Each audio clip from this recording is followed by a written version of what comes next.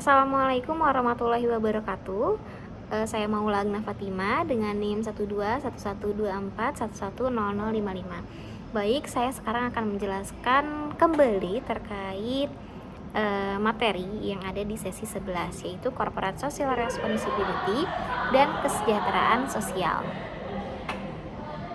Kesejahteraan sosial ini bukanlah kondisi di mana semua orang menjadi kaya raya secara instan. Tapi secara akademis, kesejahteraan sosial ini tercapai ketika setiap anggota masyarakat mampu memenuhi kebutuhan dasarnya secara layak, memiliki akses yang mudah terhadap pelayanan sosial yang berkualitas seperti kesehatan dan pendidikan, serta terlindungi dari berbagai resiko sosial seperti kemiskinan, pengangguran, atau bencana alam. Jadi yang dimaksud tentang kesejahteraan sosial ini bukan mereka yang kaya dengan secara instan, tapi kesejahteraan sosial ini ketika ada segitiga Maslow itu, paling bawahnya itu mereka terpenuhi secara layak, kesehatannya, kemudian pendidikannya, terus juga mereka bisa memenuhi kebutuhan dasarnya mereka, seperti itu. Hubungan antara aktivitas operasional perusahaan dengan kesejahteraan sosial masyarakat sekitar itu bersifat multidimensi dan sangat kompleks. Hubungan ini seperti dua sisi mata uang. Di satu sisi, kehadiran perusahaan berpotensi membawa dampak negatif seperti polusi lingkungan, kebisingan, atau perubahan sosial yang merugikan warga lokal. Namun di sisi lain, melalui program Corporate Social Responsibility yang dirancang dengan baik, perusahaan dapat memberikan kontribusi positif yang luar biasa untuk meningkatkan taraf hidup masyarakat. Oleh karena itu, peran utama Corporate Social Responsibility ini adalah meminimalkan dampak buruk dari bisnis inti perusahaan sekaligus memaksimalkan manfaat sosialnya agar kesejahteraan masyarakat di sekitar wilayah operasional dapat terus tumbuh dan terjaga. Untuk memahami bagaimana kesejahteraan sosial diwujudkan, kita dapat merujuk pada 3 perspektif kesejahteraan yang dirumuskan oleh James Midgley. Yang pertama itu ada perspektif residual. Ini bersifatnya darurat. Perspektif ini melihat bantuan sosial hanya diberikan saat terjadi kondisi darurat atau krisis saja. Ini ibarat pemadam kebakaran yang baru bergerak ketika ada api. Contohnya adalah pemberian bantuan sembako saat banjir, saat longsor, atau santunan pasca bencana. Itu masuknya ke perspektif residual. Kemudian yang kedua ada perspektif institusional. Perspektif ini memandang kesejahteraan sebagai hak setiap warga negara yang harus dijamin secara teratur dan terus-menerus melalui sistem yang terstruktur seperti program jaminan sosial kesehatan atau ketenagakerjaan nasional. Kemudian yang ketiga ada perspektif developmental. Ini pembangunan kapasitas di mana perspektif ini menjadi fokus utamanya itu di dalam corporate social responsibility yang ideal. Pendekatan ini berfokus pada pembangunan kapasitas masyarakat, membantu mereka untuk mandiri agar bisa keluar dari kemiskinan dengan usaha sendiri. Prinsipnya bukan sekedar membagikan ikan untuk dimakan hari ini, tetapi memberikan pancingan dan mengajarkan cara memancing yang benar. Nah, untuk poin ini tuh ada fakta di lapangannya atau contoh di lapangannya itu seperti salah satu gubernur di Maluku Utara yaitu Ibu Shirley. Itu beliau membantu masyarakatnya yang memang mereka tidak bisa berpenghasilan atau mereka tidak memiliki pekerjaan tetap atau bahkan mereka tidak memiliki kerja sama sekali gitu. Dan untuk memenuhi kebutuhan sehari-hari pun mereka sulit. Pada akhirnya dibantu oleh gubernur itu dibuatkan sebuah bisnis kecil, dimodali di awalnya untuk membuat sebuah bisnis. Kemudian pada akhirnya nanti bisnis itu yang akan membantu masyarakat itu untuk bisa memenuhi kebutuhan dasarnya. Kayak contohnya mereka mandiri untuk bisa keluar dari kemiskinan dengan usaha sendiri. Walaupun pada awalnya memang mereka dibantu gitu. Tapi kan setidaknya di situ ada usaha ya, ada usaha. Kemudian juga ada bantuan dari gubernur untuk bagaimana caranya agar masyarakat ini bisa keluar dari kemiskinan dengan cara yang mandiri. Mereka memfasilitasi, mereka memodali untuk membuat sebuah usaha atau sebuah bisnis. Walaupun usahanya itu kecil, tapi itu tidak masalah, karena pada akhirnya nanti mereka akan mendapatkan keuntungan dari situ, kemudian mereka bisa memenuhi hak-hak dasar mereka. Kemudian juga di sini ada pertanyaan, mengapa kita harus fokus pada pembangunan kapasitas? Kenapa? Karena dijelaskan dengan sangat baik oleh Michael Sheraden melalui teori akumulasi aset, di mana kesejahteraan jangka panjang suatu masyarakat ini tidak ditentukan oleh berapa besar pendapatan atau konsumsi mereka saat ini, melainkan dari seberapa banyak aset yang berhasil mereka kumpulkan. Aset ini bisa berupa aset finansial, maksudnya tabungan, kemudian aset fisik, alat produksi atau tanah, atau aset manusia, keterampilan dan pendidikan, juga aset sosial, jaringan, dan kerjasama. Bantuan yang bersifat konsumtif ini sekali habis, seperti membagi-bagikan uang tunai, kemudian paket sembako, ini tidak akan pernah bisa menciptakan kesejahteraan yang berkelanjutan. Kenapa? Karena tidak membangun aset apapun. Jadi ketika bantuan habis, masyarakat kembali ke kondisi semula. Oleh karena itu, program corporate social responsibility yang baik itu harus diarahkan kepada program pembangunan aset. Contohnya seperti memfasilitasi tabungan pendidikan anak, memberikan asuransi mikro untuk petani, atau membantu permodalan usaha kecil seperti contoh yang tadi sudah saya ceritakan. Dalam praktiknya di lapangan, kontribusi program corporate social responsibility terhadap kesejahteraan sosial masyarakat dapat kita bagi menjadi 3 tingkatan berjenjang. Tingkatan pertama ini adalah pemenuhan kebutuhan dasar. Ini berfokus kepada hal-hal esensial seperti ketersediaan pangan yang cukup, kemudian pakaian, perbaikan rumah tidak layak huni, kesehatan dasar, serta pendidikan dasar. Tingkatan ini wajib menjadi prioritas utama jika perusahaan beroperasi di wilayah dengan tingkat kemiskinan ekstrim. Nah, jadi sebuah perusahaan ketika mereka akan mendirikan itu dalam sebuah wilayah yang ternyata kemiskinannya ekstrim atau banyak atau tinggi, maka mereka harus melakukan corporate social responsibility atau membantu mereka untuk memenuhi kebutuhan dasarnya. Cerita tadi juga yang tentang Gubernur Bu Shirley itu memang sebelumnya dibuatkan terlebih dahulu tempat tinggalnya. Gimana caranya mereka bisa bertempat tinggal di tempat tinggal yang layak huni. Kemudian setelah hal itu dipenuhi, kesehatan dasarnya dicek, apakah anaknya terkena stunting, apakah ibunya, dan lain sebagainya. Pokoknya dicek terlebih dahulu kesehatannya, kemudian disekolahkan anaknya gitu. Gubernur ini juga membuat sekolah rakyat.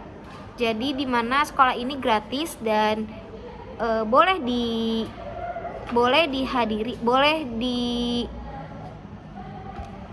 ditempati, atau intinya sekolah itu dibuat untuk mereka isi atau untuk mereka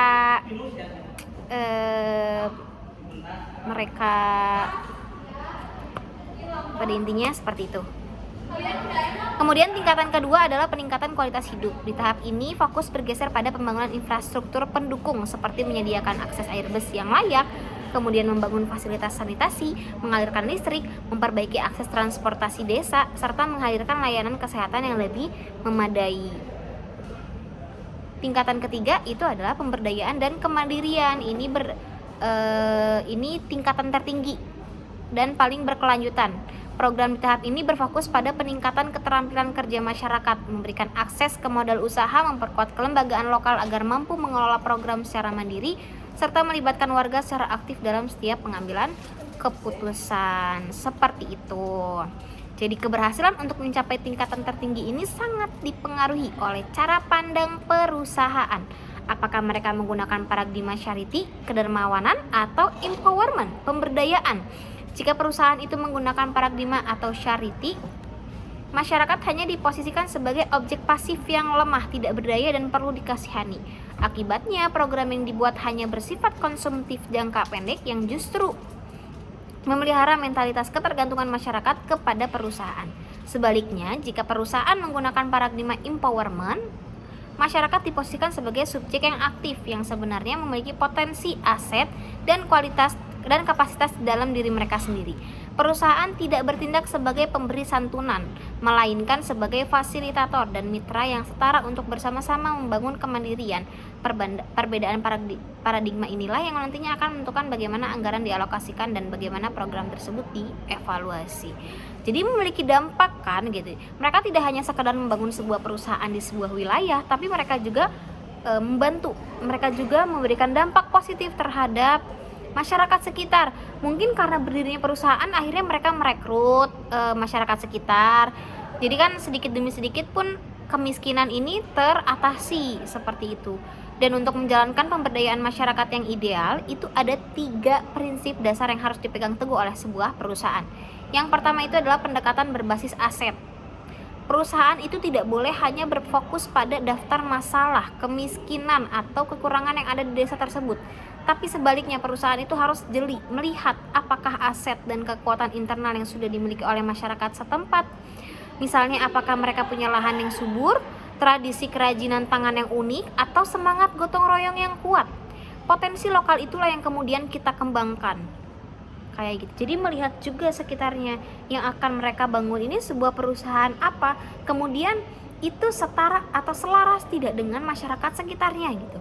Kan kalau misalnya selaras, akhirnya bisa saling membantu juga kan. Perusahaan bisa membantu masyarakat, masyarakat pun terbantu karena adanya perusahaan. Kemudian yang kedua ada partisipasi aktif dan bermakna. Masyarakat itu tidak boleh hanya menjadi penonton atau penerima manfaat pasif yang diundang saat acara gunting pita saja, tapi mereka juga harus dilibatkan secara aktif mulai dari proses pembentukan prioritas masalah, merancang solusi sampai mengalokasikan sumber daya hingga tahap monitoring dan evaluasi yang tadi sebelumnya dijelaskan. Itu harus dilibatkan dari awal berencana sampai evaluasi CSR itu mereka harus dilibatkan. Dan yang ketiga yaitu pendekatan multidimensional, di mana pemberdayaan tidak boleh hanya menyentuh aspek ekonomi saja, tetapi harus dilakukan secara simultan mencakup aspek sosial, budaya, psikologis, seperti rasa percaya diri masyarakat sehingga penguatan kelembagaan lokal seperti itu.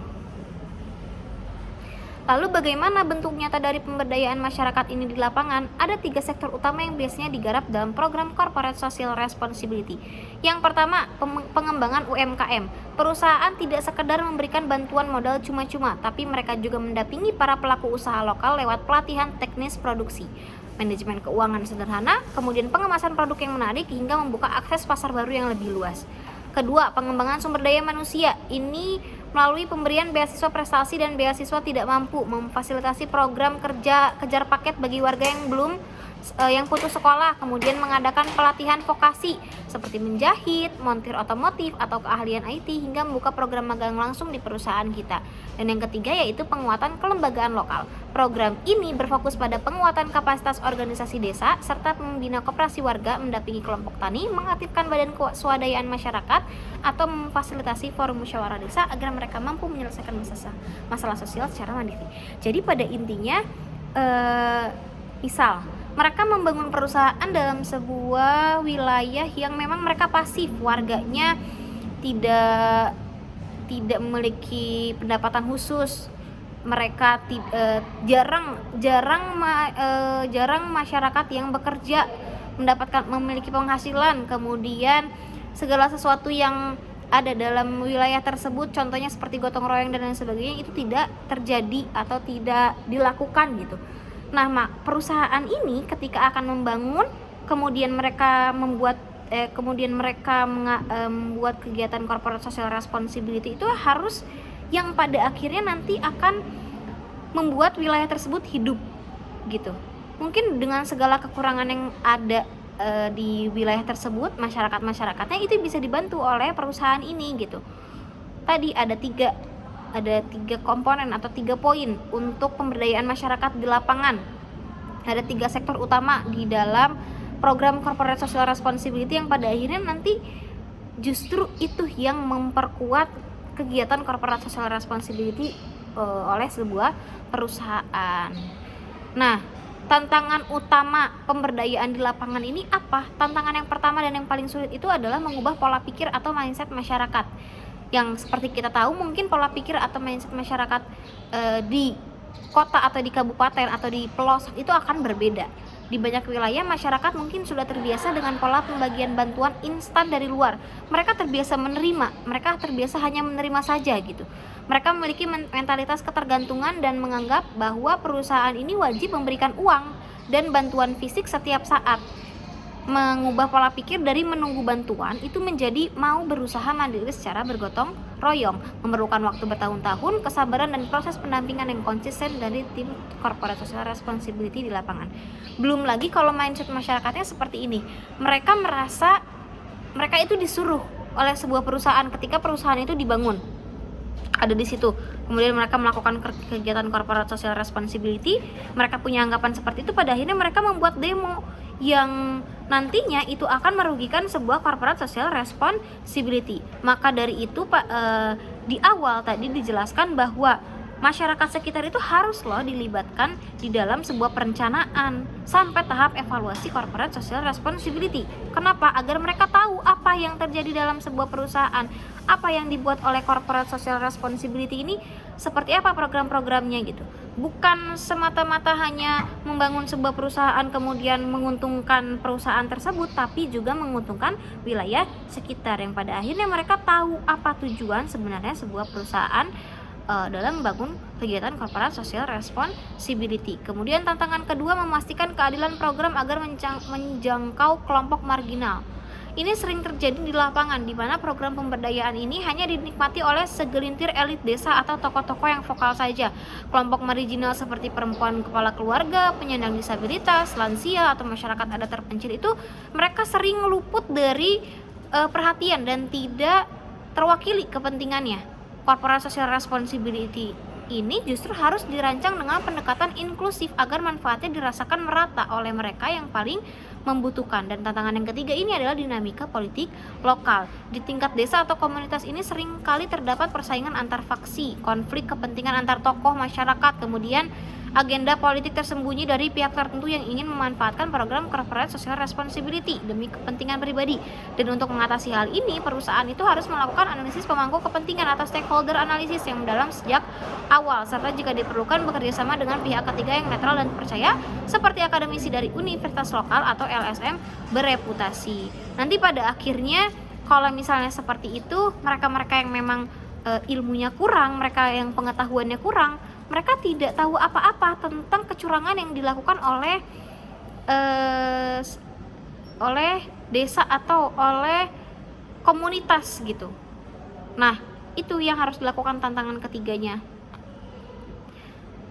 Seperti itu. Oleh karena itu, di dalam melakukan evaluasi, perusahaan harus menggunakan kerangka berpikir logic model atau yang sering dikenal dengan istilah theory of change. Kerangka ini mengukur efektivitas program secara bertahap, mulai dari mengukur input, anggaran, dan SDM yang disiapkan, aktivitas pelatihan yang digelar, dan outputnya, yaitu jumlah warga yang ikut pelatihan. Kemudian ada outcome juga, warga yang mulai membuka usaha baru dari hasil pelatihan, hingga akhirnya mengukur impact atau dampak jangka panjangnya. Apakah tingkat kemiskinan dan pengangguran di desa tersebut benar-benar menurun? Apakah dengan adanya program corporate social responsibility di sebuah perusahaan di sebuah wilayah ini akan membantu gitu, akan berdampak positif? Itu kita tidak boleh berhenti hanya dengan mengukur jumlah output saja, seperti itu. Jadi pada intinya, perusahaan itu tidak boleh menggunakan alasan kami sudah banyak berkontribusi lewat corporate social responsibility, tapi juga mereka harus melihat apakah itu berhasil, mereka membuat corporate social responsibility itu berdampakkah ke masyarakat gitu. Kemudian apakah justru mereka bisa menghasilkan hasil yang terbaik, seperti itu. Demikian presentasi dari saya mengenai corporate social responsibility dan kesejahteraan sosial untuk memenuhi tugas pembelajaran sesi 11 ini. Semoga pemaparan ini dapat memberikan gambaran yang komprehensif mengenai pemahaman saya terhadap materi ini. Saya mohon maaf apabila ada kesalahan. Wassalamualaikum warahmatullahi wabarakatuh.